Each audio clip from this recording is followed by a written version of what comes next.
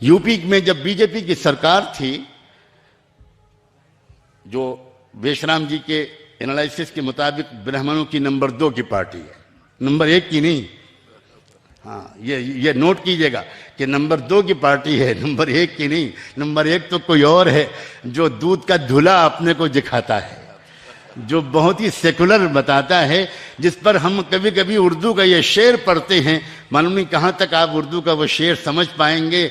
इतनी न बढ़ा पाक ये दामा की हिकायत, दामन को जरा देख, जरा बंद कुबा देख।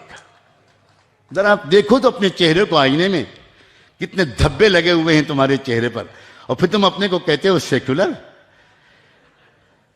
एक मरतबा राजीव गांधी जी से एक डेलीगेशन के साथ मेरी मुलाकात हुई।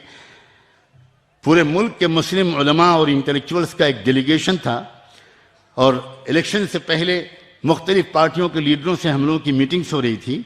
राजीव जी से मुलाकात हुई। मेरी उम्र उस वक्त मुश्किल से रही होगी 35 ईयर्स 36 ईयर्स।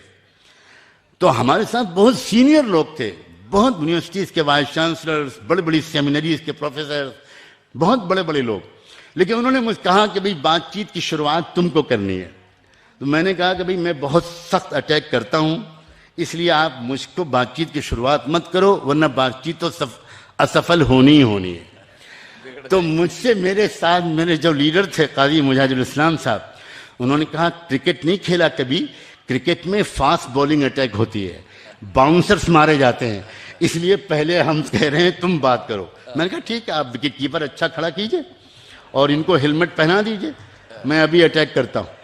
फिर मैंने उसके बाद राजीव जी से क्या बात की, मैं आज आपको सुनाता हूं। मैंने राजीव जी से कहा कि राजीव जी, मैं एकेडमिक का आदमी हूं, मैं खालिस स्टडीज का आदमी हूं, मैं रिसर्च स्कॉलर हूं, मैं पॉलिटिक्स की पी से भी वाकिफ नहीं हूं। ये लोग मुझे ले आए हैं, पता नहीं मेरी बदकिस्मती है कि आपकी बदकिस्मती है, लेकिन आप थोड़ा सा बर्दाश्त कर लीजिए। और इनका कहना है कि मैं आपसे बात करूं। मैं आपसे नहीं, मैं आपके खानदान से वाकिफ हूं, मुझे अच्छी तरह पता है कि आप किस फैमिली को बिलोंग करते हैं। मेरे तो नाना पंडित जवाहरलाल नेहरू आपके पिताजी का बहुत ज्यादा सम्मान करते थे। मुझे सब पता है कि आप कौन हैं, आप बताइए क्या कहना चाहते। मैंने उनसे कहा कि मैं सिर्फ ये कहने के लिए आया हूं कि कई अच्छे काम कांग्रेस पार्टी कर चुकी है।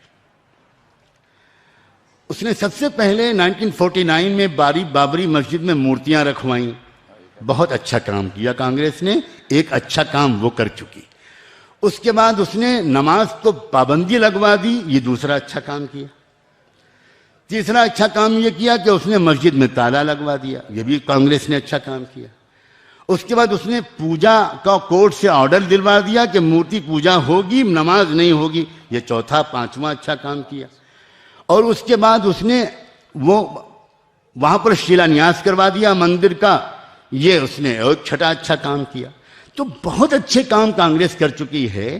एक अच्छा काम बीजेपी को करने दीजिए कि वहां पर मंदिर बनवा दे। क्या सारे अच्छे काम आप ही करेंगे? क्या इनको स्वर्ग में नहीं जाना? रियली वो बिल्कुल ही was astonished, he was at loss to give any answer.